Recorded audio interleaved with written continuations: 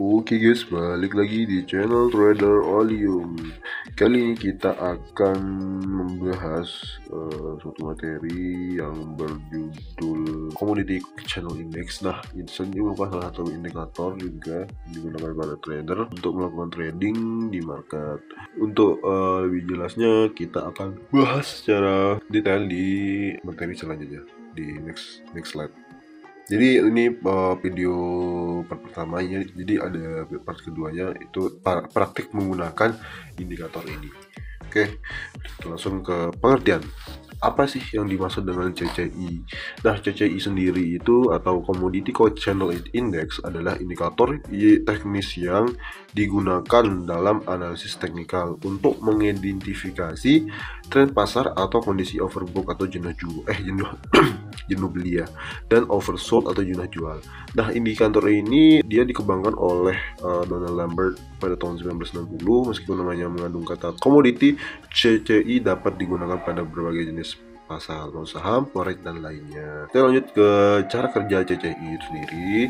CCI itu mengukur deviasi harga aset dari harga rata-rata dalam suatu periode tertentu. Nah, nilai CCI ini dihitung dengan membandingkan perbedaan antara harga penutupan aset dengan harga rata-rata. Kemudian hasilnya dibagi dengan rata-rata deviasi.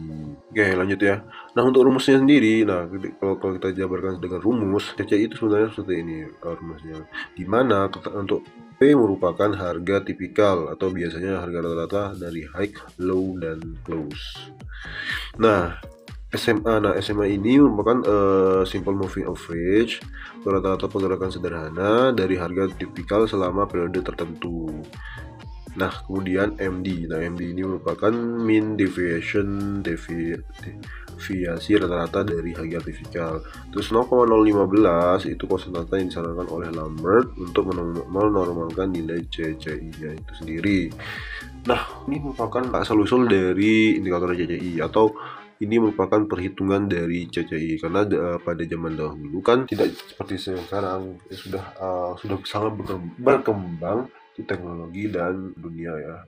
Nah, ini merupakan cara untuk mendapatkan indikator itu. Kalau kita melakukan secara manual seperti itu. Biasanya kalau di market itu sudah tersedia indikator yang bisa digunakan dan interpretasi. Nah, nilai CCI sendiri diinterpretasi menjadi beberapa bagian, atau dia itu kalau dari hasil rumusnya itu ada yang negatif, positif atau nol, itu ada deskripsinya atau dia interpretasinya. Kalau dia plus 1 apa, dan kalau dia minus itu apa. Nah, untuk nilai CCI di atas 100 itu menunjukkan bahwa aset mungkin overbook atau jenuh beli dan bisa mengalami pembalikan tren turun. Nah, karena dia jenuh beli dan biasanya dia akan melakukan reversal. Selanjutnya, kalau nilai CCI di bawah 100 atau minus 100 itu menunjukkan bahwa aset mungkin oversold dan bisa mengalami pembalikan tren naik. Nah, ini juga bisa dijadikan acuan untuk melakukan pembalikan atau penurunan ya. Oke. Terus kemudian nilai CCI di antara min 100 dan 100 menunjukkan bahwa aset berada dalam tren yang kuat. Jadi kalau di rentang yang min 100 sampai 100 itu dikatakan atau dapat disimpulkan bahwa dia itu menunjukkan bahwa aset berada dalam tren yang kuat. Oke, untuk penggunaan dalam CCI dalam trading itu terdapat beberapa bagian. Yang pertama, identifikasi tren, titik pembalikan, divergence. Nah, identifikasi tren CCI dapat membantu trader untuk mengidentifikasi tren dengan menunjukkan kapan aset sedang berada dalam tren naik dan turun. Nah, ini juga hampir sama, karena dalam market penggunaan indikator ataupun pola ya, pola-pola yang telah kita pelajari itu, kita mempelajari bahwa kapan grafik itu akan balik arah atau dia koreksi. Itu tergantung pola atau indikator yang telah kita pelajari, indikator.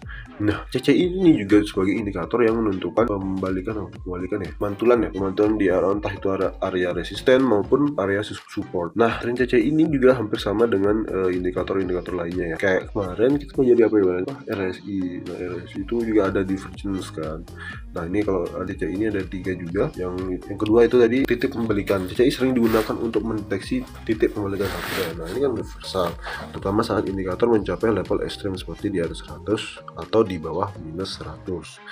Nah, Divergent ini trader juga menggunakan divergent antara CCI dan harga untuk mengidentifikasi kemungkinan pembalikan tren. Nah, itulah penggunaan CCI dalam dunia trading ya, penggunaan dalam dunia trading seperti itu. Nah, itulah salah satu indikator yang bisa digunakan dalam dunia trading. Tidak hanya kita bisa menggunakan MACD saja, kita juga bisa menggunakan RSI. Itu kan kita menyesuaikan dari style kita untuk trading gitu. Jadi nggak harus patok ini. Kalau kalian nyamannya yang pakai yang apa, moving average aja bisa.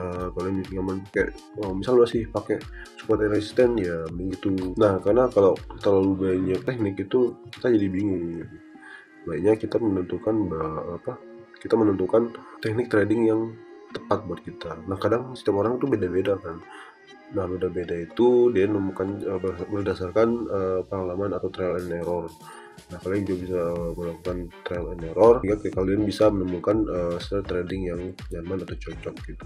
Karena strategi trading itu enggak 100% benar ya, karena kita tahu pergerakan market tidak bisa ditebak atau tidak bisa kita tebak, tapi kita bisa prediksi.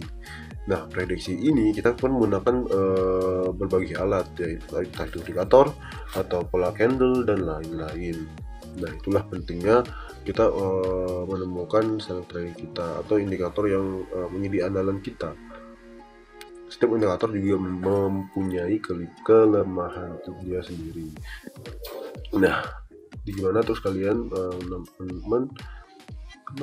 mengelaborasi lah ya, mengelaborasi mengkombin ya, lebih ke mengkombin di bagaimana kalian menggunakan indikator bersamaan dengan pola yang kalian telah pelajari. Nah, itu merupakan combo. Jadi kalau indikator itu tidak harus satu, bisa banyak. Nah, bisa banyak ini kalian bisa menjadikan sinyal kedua gitu. Kedua setelah kalian misalnya kalau kayak support and resisten nih, support and resisten dia udah kelihatan kan, dia sudah di lembah hampir support ya, support terkuatnya, tapi di RSI-nya misalnya RSI atau CCI dia nggak menunjukkan dia bakal complete besar. Itu sebagai pertimbangan. Tapi bisa jadi kalian yakinnya di mana. Jadi bisa jadi dia benar mantul di sana atau yang RSI yang benar. Karena trading itu tidak pasti ya, karena tidak bisa tebak. Kalau kita bisa tebak masa depan ya kayalah kita. Oke, mungkin cukup sekian. Atau saya tunjukkan beberapa lah ya, sedikit penggunaan CCI dalam dunia trading. Oke.